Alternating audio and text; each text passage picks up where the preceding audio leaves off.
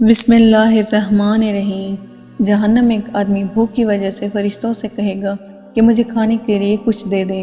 فرشتہ اس کو لے کر انگاروں کی ایک پہاڑ پر چڑھ جائے گا اور چوٹی پر سے اسے دھکا دے دے گا۔ وہ انگاروں پر گرتا ہوا نیچے آئے گا۔ زخم اس کو تکلیف دے رہے ہوں گے، جسم جل رہا ہوگا، یہاں تک کہ نیچے وادی میں آ کر گرے گا۔ اٹھ کر کھڑا ہوگا، جسم میں تکلیف ہوگی، درد ہوگا، بھوک ہوگی، پیاس ہوگی، اور وہ فرشتے سے فریاد کرے گا کہ مجھے کچھ کھانے کے لیے دے دو۔ تو فرشتہ زقوم کا ایک پودا لے کر آئے گا جس میں کانٹے ہوں گے، کڑواہٹ ہوگی۔ وہ اسے کھانے کے لیے دے دے گا۔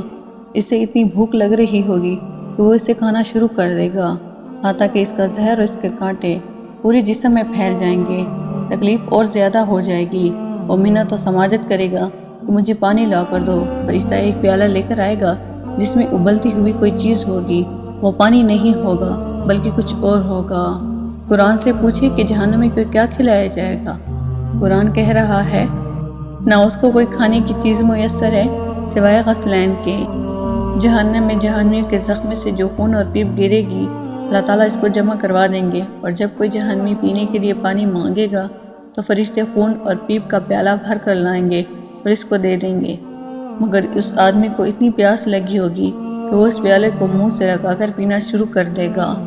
اے مشروبات پینے والوں، اے دنیا کے ذائقہ دار پانی پینے والوں، اے دنیا کے اچھے غذائیں کھانے والوں، سوچو تو صحیح، اگر جہنم میں چلے گئے تو وہاں کیا کھاؤ گے، کیا پیو گے؟